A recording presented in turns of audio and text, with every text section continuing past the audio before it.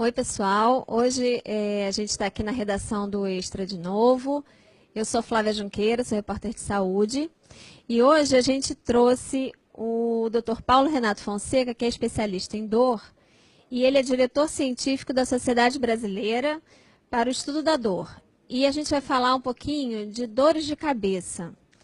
Porque tem um dado da Sociedade Brasileira de Cefaleia. Cefaleia é um nome médico que se dá para dor de cabeça, tá? Mas que esse dado da Sociedade Brasileira mostra que 13 milhões de brasileiros têm dor de cabeça todos os dias, diariamente. É muita gente. E também tem um outro dado que eu achei assustador, né? Que 15% da população no Brasil tem enxaqueca, que é aquela dor que causa enjoo até, que é muito forte, que pode até incapacitar quando você está com dor de cabeça, não consegue trabalhar, não consegue fazer nada enquanto isso não passa. E aí o doutor Paulo Renato Fonseca, obrigada por ter vindo, vai falar um pouquinho sobre isso. Ele estava explicando que tem 150 tipos de dores de cabeça.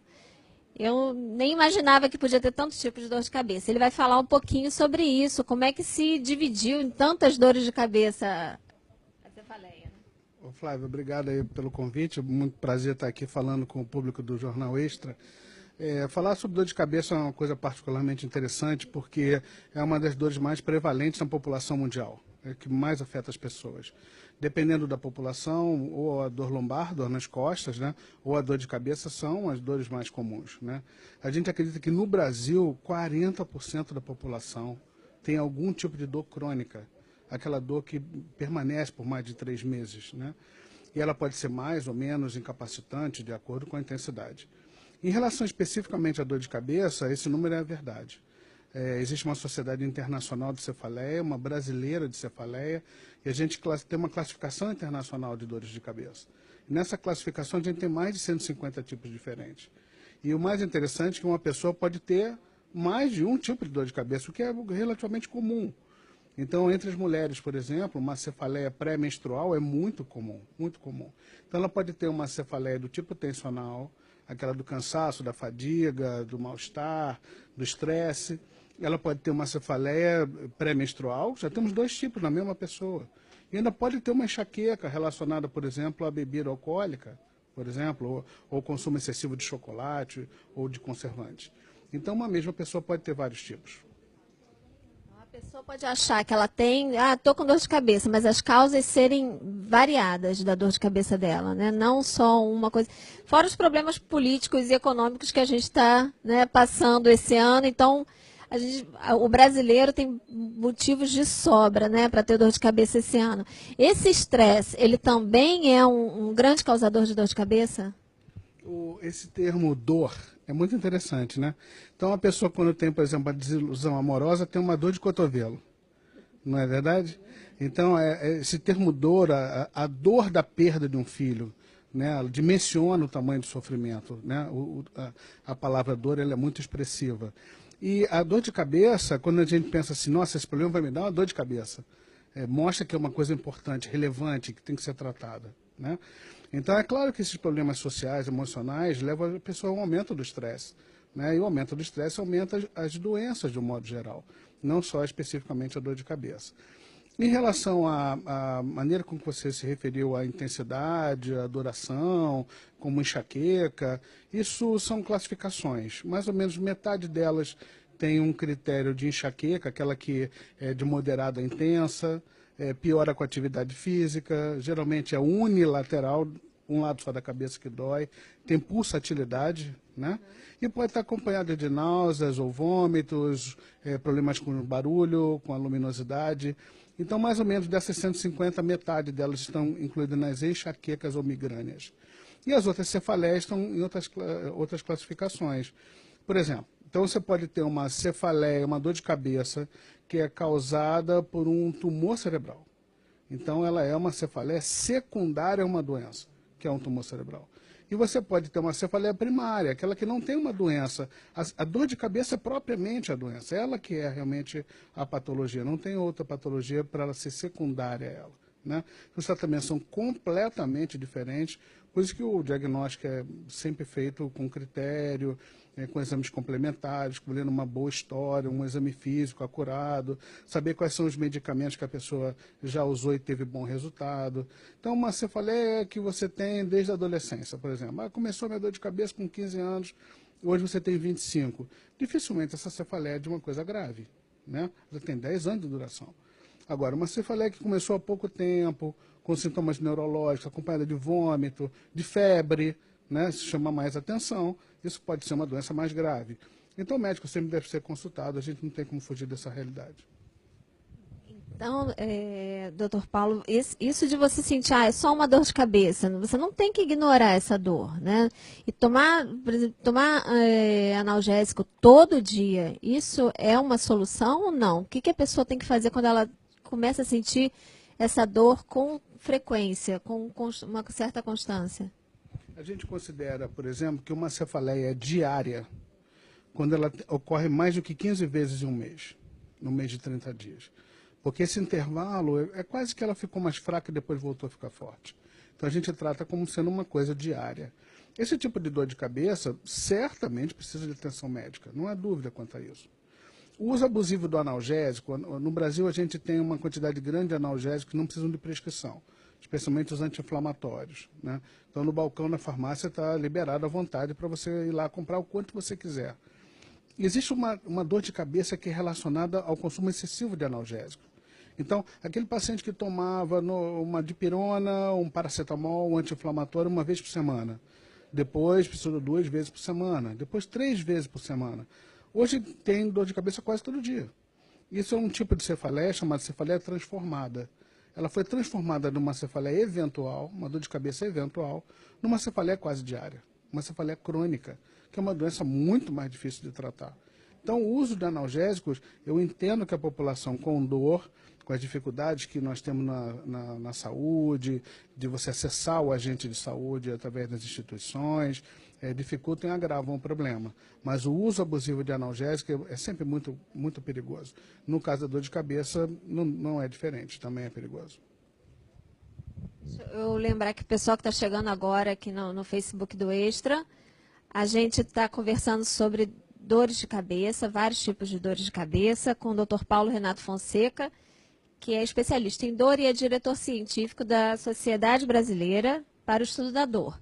Se você tiver uma dúvida, qualquer questão que você queira que o Dr. Paulo Renato esclareça, mande aí nos comentários. Se você conhece alguém que tem esse problema, marque a pessoa aí para ela assistir também e poder tirar as dúvidas dela.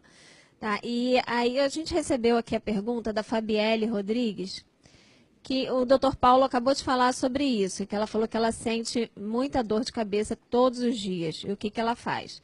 Bem, Dr. Paulo, ela tem que procurar um médico, né? Não é isso que é o principal que você faça. A Paula de Lucas também falou que tem dor de cabeça diária, que só passa com 2 comprimidos de dipirona. E aí eu queria perguntar um pouquinho, o senhor até tocou sobre isso, sobre o uso abusivo de analgésicos. Quais são os riscos disso, doutor Paulo? Cada analgésico, cada remédio tem um problema, né? Não existe remédio seguro, nada é seguro em termos de medicação. E o uso de uma dose excessiva, ou mesmo um paciente que tem uma certa sensibilidade, que tem outras doenças, que tem doença hepática, que tem doença renal, devem ter esses remédios sob vigilância, não só em termos do qual tipo de remédio, mas também a dose, né? Se ela diz que hoje ela precisa de 2 comprimidos de dipirona, provavelmente no passado ela precisou de um só, né? Então ela vem aumentando a necessidade de analgésico para a mesma doença. Dependendo da frequência, dependendo da intensidade, dos outros sintomas que acompanham a dor de cabeça dela, talvez ela tenha indicação de tomar um profilático. Então, o profilático seria um remédio que previne. Como você tem dor de cabeça, você tem hipertensão, tem o diabetes, tem o glaucoma, tem uma série de doenças que não são curáveis às vezes, mas frequentemente controláveis. Então, a dor crônica é uma doença. A dor de cabeça faz parte de um grande grupo de patologias que dão dor crônica, né? Dor que volta, dor que se mantém. Então, eles vão precisar de analgésico e a monitorização de qual analgésico, qual dose, qual intervalo, em que momento da vida, em que momento da dor, deve ser compartilhado com o médico, né? Todos nós médicos tratamos dor, sem exceção. Não existe uma especialidade que não atenda algum tipo de dor própria da sua especialidade. A dor é a principal causa de procura do pronto-socorro, do consultório, né? Então, esse médico vai estar qualificado. Se ele precisar de uma ajuda de um especialista, ele mesmo vai encaminhar. Então, o neurologista que é cefaliatra, aquela pessoa que é especializada em dor, um agente de dor, de outra especialidade que trabalha com dor crônica, vai estar qualificado para ajudar, né? E elencar qual o analgésico, qual dose, qual o intervalo, qual é o problema, fazer exames de sangue eventuais para saber se aquele remédio está te dando algum problema. Isso vai ser seguro, né? Você tomar aquele remédio que você toma intuitivamente, ou que o vizinho indicou, ou que tem um parente que teve um bom resultado, isso é muito perigoso. Muito perigoso e provavelmente será inadequado. Aí eu vou aproveitar e pegar a pergunta aqui do JP, João Cardoso. Ele perguntou se há limite para os comprimidos de analgésico em geral, né? Neusaldina, por exemplo. Enfim, se há um limite de comprimidos, existe isso? Existe. Dependendo da família farmacológica do remédio que a gente estiver falando, frequentemente eles têm uma dose que a gente chama de dose teto. O que é exatamente a dose teto? A dose teto é aquela dose em que, quando você atinge, não aumenta o benefício analgésico e só aumenta o efeito adverso, o efeito colateral, né? Então, existe uma quantidade determinada de anti-inflamatório, por exemplo, que você toma. Se aquilo não for suficiente, você tem que associar um outro medicamento. Não adianta tomar de forma indefinida. Mais comprimidos daquilo, não adianta. Não adianta, não adianta. E cada remédio tem uma dose, né? Então, qualquer bula você vê isso, a dose varia de X a X, né? Abaixo daquilo não tem efeito biológico, acima daquilo não aumenta muito o resultado positivo, pode aumentar só a complicação, né? No exemplo que ele deu, que é um remédio composto, tem vários agentes, às vezes de 2, 3 agentes que são misturados no mesmo remédio, um deles tem uma dose teto, um deles tem uma dose tóxica mais baixa que a dos outros. Então, o uso desse tipo de combinações é muito popular, meus amigos, porque é muito bom, funciona muito bem. Então, essa vantagem do analgésico disponível, de você pegar com facilidade e tomar de forma irrestrita, é muito bom. Então, as pessoas abusam disso porque precisam, porque tem dor e vão consumir grande quantidade. Está ali o perigo, né? Então, na dúvida, se você precisava eventualmente do analgésico, ou se precisa regularmente, procure médico, você não vai se arrepender não, vai ter ajuda. E aí empurrando o problema com a barriga, né? Porque uma hora não vai mais adiantar, né? Se a dor começar a progredir. É como essa moça que falou, né? A Paula, que já toma 2 comprimidos de dipirona para conseguir passar a dor dela diária. E tem também a Cíntia Pompeu, ela está perguntando aqui com que frequência é normal ter dor de cabeça. É normal ter dor de cabeça? Eu posso até dizer que é. Não vou dizer que ter uma cefaleia eventual, uma dor de cabeça que foi causada por uma fadiga, por um excesso de ingesta de bebida alcoólica ou de uma comida muito condimentada, e você ter uma dor de cabeça é quase previsível, né? Faz parte da vida, né? Em algum momento da vida você vai apresentar. Nós estamos falando aqui de uma dor de cabeça que foge a essa normalidade, foge à rotina. São cefaleias mais intensas, que são mais rebeldes ao uso do analgésico, que duram mais tempo, que são incapacitantes. Nós temos desde aquela cefaleia que você convive com ela, né? Você vai para casa, descansa, toma um banho, ela passa, uma coisa muito benigna, até cefaleias que não permitem que as pessoas saiam de casa. Existem cefaleias que levam as pessoas ao suicídio, né? Pela intensidade, pela duração, pela dramaticidade do quadro. Então, pode variar enormemente. Então, é claro que a medicação ainda é o centro principal do tratamento, o remédio ainda é o principal do tratamento, mas a educação da pessoa que tem dor de cabeça, aquela que tem dor crônica, não só dor de cabeça, ter a vida regrada, horário para comer, horário para dormir, saber a dose do remédio adequadamente que está sendo tomado, ficar alerta para alterações. A dor de cabeça mudou de padrão, né? Era de um jeito, agora está completamente diferente. Pode chamar a atenção para uma outra doença, que pode ser desde uma doença endocrinológica, pode ser uma doença hipertensiva cardiovascular, pode ser um problema neurológico. Então, o acompanhamento contínuo, né? O acompanhamento contínuo é importante, fundamental. Tenha seu clínico, tenha seu médico de família, o atendimento primário de saúde é suficiente para contornar a imensa maioria dos casos de dor de cabeça. Então, a dor de cabeça do especialista é aquela que foge a essa normalidade, essa coisa corriqueira do dia a dia, né? 15% da população brasileira, aproximadamente, tem algum tipo de dor de cabeça. Isso é um número muito expressivo. Nós estamos falando de muitos milhões de pessoas sofrendo, né? E isso varia enormemente. Não tem um número aceitável, tipo, por semana, por mês. São as dores de cabeça que acontecem naquelas situações já esperadas que elas aconteçam, isso é normal. Quando ela vem sem algum motivo muito claro para você ou com muita frequência, é que você deve procurar um tratamento. É mais ou menos por aí ou não? Você vê, algumas coisas são bem comuns na nossa vida, né? Então, você tem um episódio de diarreia com uma comida que você usou diferente da tua rotina numa viagem, pode-se dizer que isso é uma doença? Não, é um episódio de uma coisa que você já imagina. Uma indisposição digestiva, né? Ou uma alergia de um perfume novo, ou uma detetização da casa, uma alergia na pele. Você pode dizer que isso é uma novidade? Não, é uma coisa quase previsível isso aconteça, né? Com a dor de cabeça não é diferente. Mas, ficando alerta que saindo dessa normalidade da vida, isso pode ser um sinal de alerta, né? Em relação a outra patologia que possa ali estar por trás. A gente está com a audiência está subindo e já tem muitas perguntas.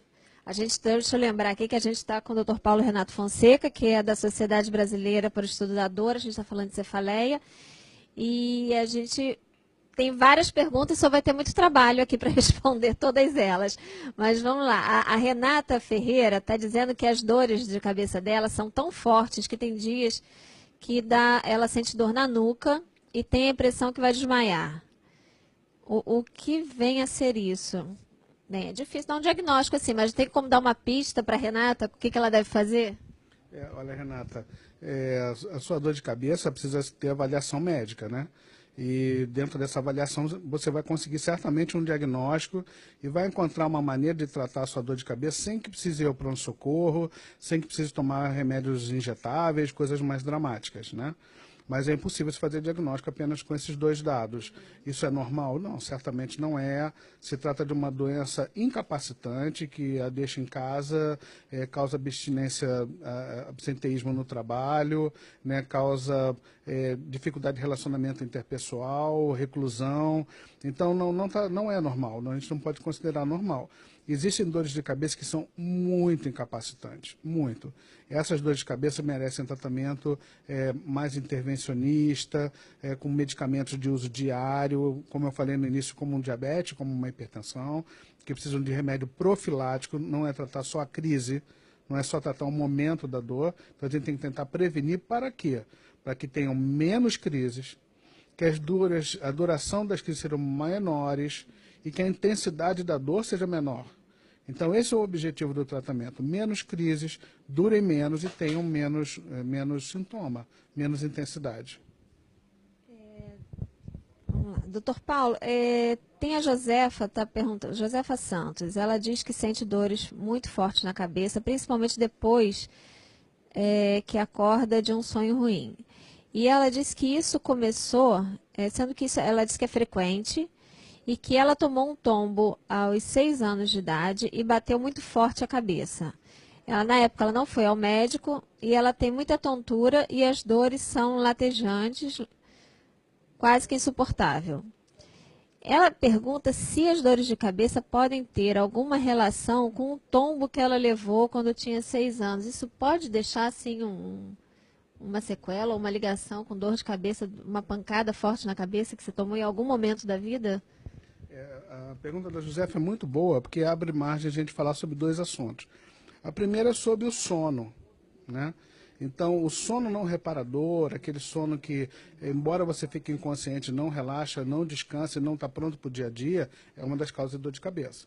Isso está relacionado com o aumento do peso, com o consumo de medicamentos para dormir, com o consumo de álcool. Então, não é um sono fisiológico, não é um sono natural, é um sono ruim.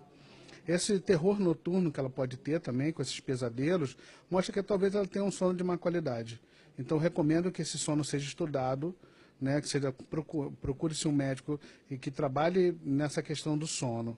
Em relação ao trauma de crânio, independente do caso da Josefa, que foi um evento aos 6 anos de idade, etc., existe uma relação entre dor de cabeça crônica e trauma de crânio. Existe uma relação entre o trauma de crânio e a gravidade da inconsciência. Por exemplo, bateu com a cabeça, caiu da motocicleta, alguma coisa assim, e perdeu a consciência durante 1, 2, 5, 10 minutos e se recuperou, acordou.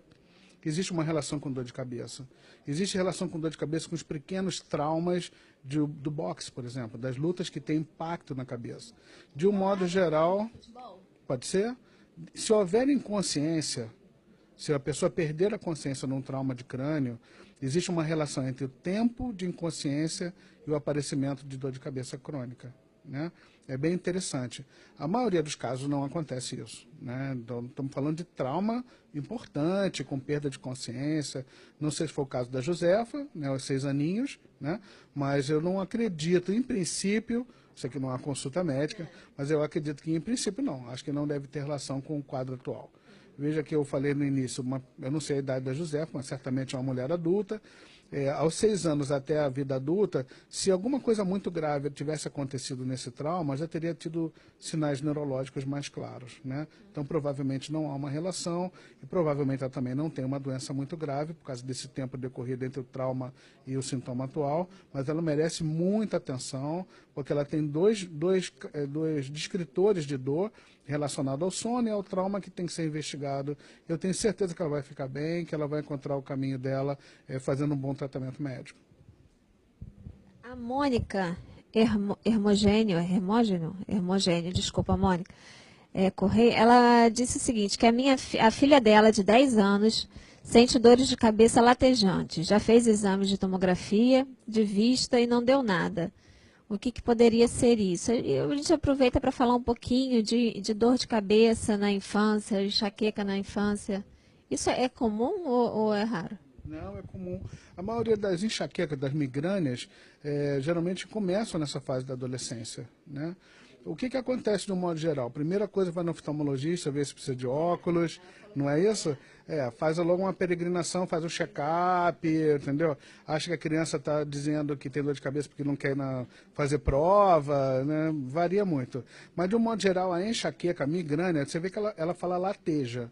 Esse termo latejar me dá a impressão de pulsatilidade, né? E isso é característico da enxaqueca. Né? Essa pulsatilidade é muito característica. É bem provável que a criança tenha uma enxaqueca, não é coisa rara na criança, é uma coisa até relativamente comum, né? E ela recomendo que ela procure um neurologista que trabalhe com crianças, um pediatra que tenha mais afinidade com essa parte neurológica para fazer uma investigação. Não é normal ter esse tipo de dor de cabeça, respondendo a pergunta, né? E o que acontece na dor de cabeça que é intrigante é o seguinte: você pode ter muita dor de cabeça e você não achar nada nos exames. Os exames serem totalmente normais. Como é que se explica isso? Não é? Então, você tem o ultrassom, a tomografia, a ressonância, o raio-x, tem que ver coisa física, né? Então, tem que ter uma fratura, um tumor, um sangue, tem que ter um pus, né? Para esses exames mostrarem. Poucos exames mostram a coisa como ela funciona, entende? O funcionamento das coisas. Estou falando de coisa célula. Então, essa dor de cabeça, ela frequentemente é um quadro disfuncional, não funciona bem. É como se você tivesse um computador. O computador tem o hardware, que é a máquina, e tem o software, que é o programa. Então, a maioria dessas dores, o problema é no programa, não é na máquina, no computador. Então, a dor acontece sem uma causa física muito clara. E os exames são normais, é muito comum isso, é muito comum. Era uma pergunta que eu ia fazer para o senhor mais para frente. O que acontece na cabeça que gera essa dor? Qual é o mecanismo? Por que a cabeça dói e lateja? Esse é um mecanismo bem complexo, muito complexo. Mas, basicamente, tem 3 grandes coisas que acontecem. Existe um processo inflamatório. Por isso é tão comum as pessoas responderem ao anti-inflamatório. Existe um processo vascular. Então, as pessoas respondem, geralmente, a remédios que fazem uma vasoconstricção, diminuem o fluxo de sangue. Existe um fenômeno elétrico no cérebro. O idioma do sistema nervoso, o idioma do cérebro é a eletricidade.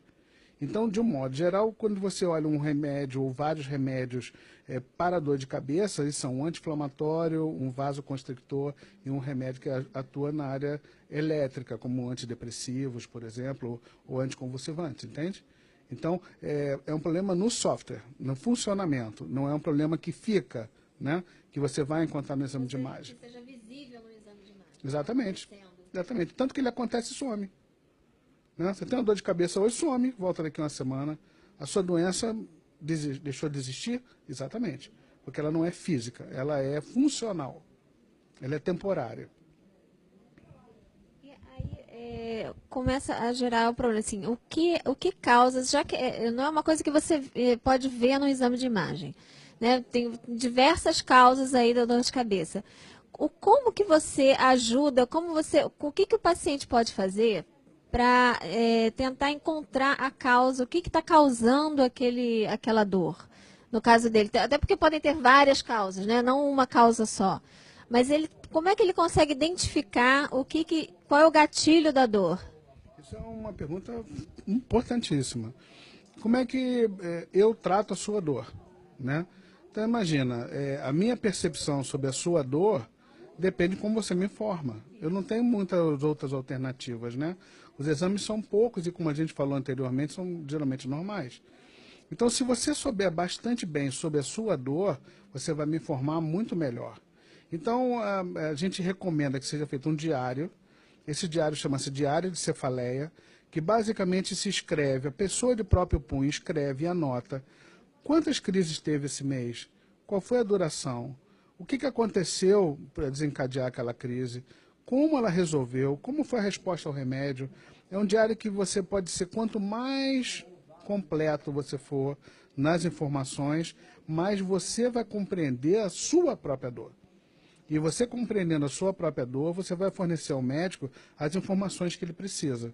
Você lembra da dor de cabeça que você teve no dia 10 do mês passado? Ninguém lembra. Então você lembra da dor de cabeça de hoje, de ontem. Mas se eu perguntar quantas crises você tem por mês, e você me disser que são 4, a minha abordagem é uma. Se você me disser que são 15, a minha abordagem é outra. Então a frequência é muito importante, a intensidade, o quanto que aquilo te põe para baixo, o quanto te afasta do trabalho, por exemplo. A minha dor de cabeça não permite que eu saia do quarto. Isso é um tipo de descrição que a gente entende que tem uma gravidade, né? Que tem uma intensidade muito incapacitante.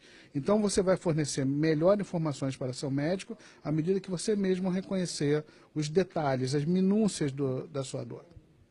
Então, esse diário da dor é fundamental para a pessoa entender e documentar ali certinho e passar uma história mais concreta para o médico, né? E que isso vai guiar o tratamento dela. Exato. Eu ia aproveitar agora para perguntar sobre isso, esse é um sintoma também que talvez poucas pessoas façam essa relação, mas a Camila Ellen ela fez. Ela diz que sinto muita dor de cabeça, principalmente no calor. O calor pode realmente ser uma causa ou pode ser algum outro problema? Calor causa dor de cabeça? Então, isso é o que a gente chama de gatilho, né? Todos os gatilhos são possíveis, né? As pessoas são muito complexas e muito diferentes. Existem dores de cabeça que são numa determinada época do ano. Olha que coisa interessante, que chamam salvas. Então, tem salvas de dores de cabeça em uma determinada época do ano. Então, pessoas que têm dor de cabeça todo verão, todo inverno, todo mês de outubro, chega a ser tão sofisticado quanto essa sazonalidade da dor. Então, o calor pode também, o frio também pode. As pessoas são muito diferentes.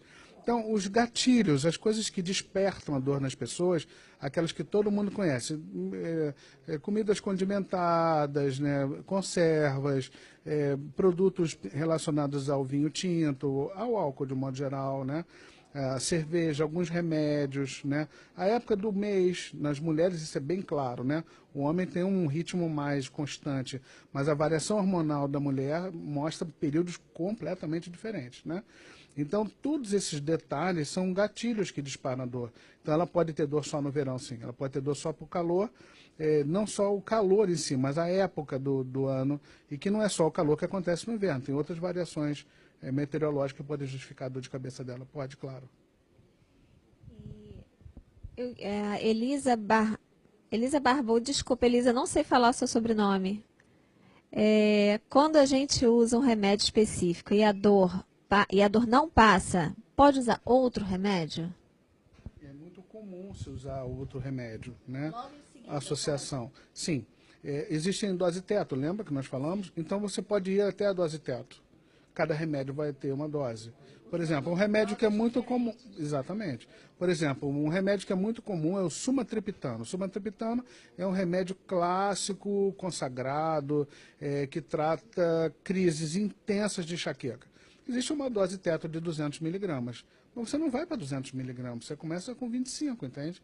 Até um limite de 200. O médico vai te indicar que forma, qual a apresentação do comprimido, qual o intervalo, como você aumenta essa dose. Então, pode usar mais de um remédio, guardando uma relação com dose e efeito, né? Com dose teto, dose que não tem risco dentro de uma janela terapêutica do remédio, e isso vai à orientação médica. Certamente, comuníssimo. Lembra que eu falei sobre por que a dor de cabeça ocorre?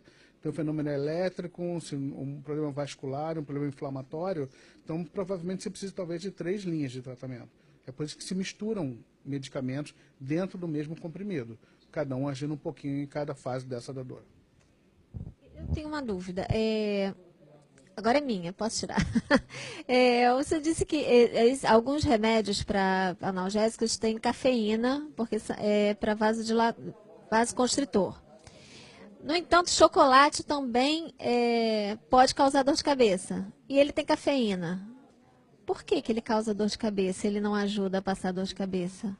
Nós estamos falando de medicina. E medicina 1 em 1 não são 2, né? Nunca. O que acontece quando você toma, por exemplo, um antidepressivo?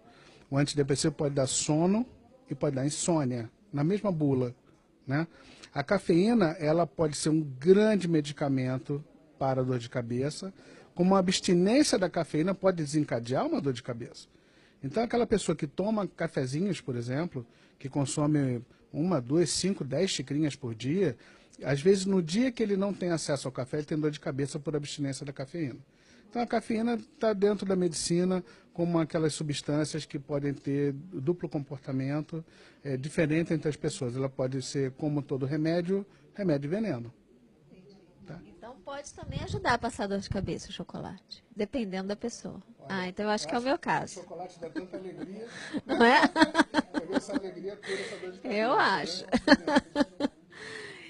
E tem outras perguntas aqui, tem muitas perguntas sobre medicamentos, mas a gente precisa esclarecer que cuidado com a automedicação.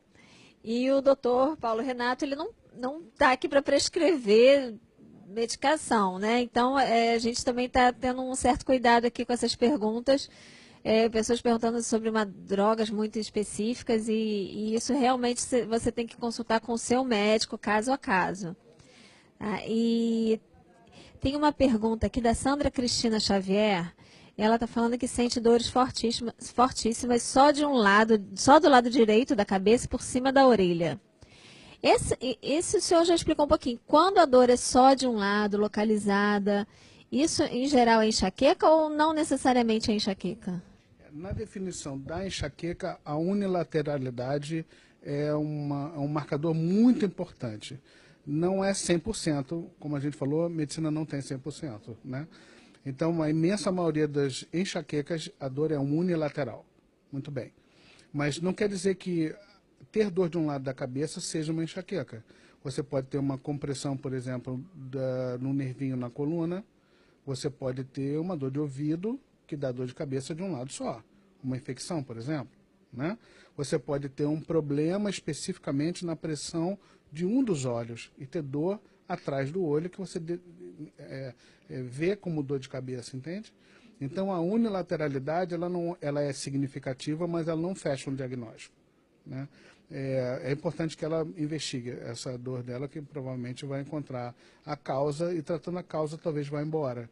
No caso que eu falei, você tem um paciente que tem uma pressão forte no olho, né, e tem hipertensão dentro do olho, que chama-se glaucoma, controlou a pressão, aquele olho para de doer, né? Dor na coluna, problemas de coluna também podem causar dor de cabeça? Especialmente na coluna cervical. né? Existe uma cefaleia, uma chamada cefaleia cervicogênica, que é gerada na coluna cervical. A musculatura do pescoço, particularmente, em que ela tem muito movimento, hoje com os vícios de postura no trânsito, na digitação, na hora de sentar, da maneira com que assiste TV, etc., causa de ter problemas sérios de postura, e isso afeta muito a musculatura e propriamente a coluna cervical. Isso pode ser sentido como uma dor que tem na coluna cervical que se estende à cabeça. É comum, não é coisa rara. A musculatura que é mais afetada assim, pelo estresse, pelo cansaço, pela fadiga, pela tensão emocional, é exatamente essa musculatura do pescoço. Então, ter dor no músculo do ombro pode dar dor de cabeça? Pode. Né? Ter um problema na coluna cervical e dar dor de cabeça é possível. É perfeitamente possível, não é uma coisa rara. E isso é uma coisa até boa. Porque, veja bem, se a gente tratar essa patologia, a cefaleia é secundária a ela. Então, se você tratar a tensão muscular do pescoço, melhorar a postura, mudar o travesseiro, uma série de detalhes que dão dor no pescoço e que você sente também na cabeça, tratou essa bobagem dessa adaptação, a dor vai embora. Ela é secundária a um outro problema. Então, o resultado é melhor, o prognóstico é melhor. Então, é a coleta de todas essas informações, de todos esses históricos, de todos os detalhes, por isso que é importante fazer o seu diário da dor. Isso tudo é que vai ajudar o médico a conduzir um tratamento e chegar ao fim da dor. Isso é o primeiro passo para quem quer se livrar da dor, é isso, né? Isso. A dor crônica, de um modo geral, não só a dor de cabeça, né? Quanto mais informações você puder dar ao agente de saúde que está te cuidando, melhor será o resultado. Né? Ninguém sente a sua dor é todinha sua. Né? Então, você transformar um sentimento tão complexo como é a dor em palavras de modo que eu entenda, né? Isso é uma coisa, parece simples, mas não é. Né? Então, a gente ouve vários descritores de dor que para a gente, às vezes, não tem nexo. Por exemplo, tem uma paciente que me disse que a dor dela é como uma nuvem que passa. Uma nuvem que passa para mim não me parece que seja dolorida, né? Então, às vezes, a interpretação e transformar em palavras, especialmente as crianças, tem mais dificuldade nisso, e a terceira idade. Né? Uma coisa muito comum é a gente pedir para dar uma nota na intensidade de dor. Né? Como é que é a sua dor? De 0 a 10, considere que 0 é nenhuma dor, é a dor que eu estou sentindo agora, nada, e 10 é aquela dor mais grave, mais inimaginável, aquela que você não consegue conviver, que dá desespero, que você quer ir para o pronto-socorro. Aí a pessoa responde assim, doutor, a minha dor era 0, mas depois que o senhor me deu o remédio, a minha dor ficou 10.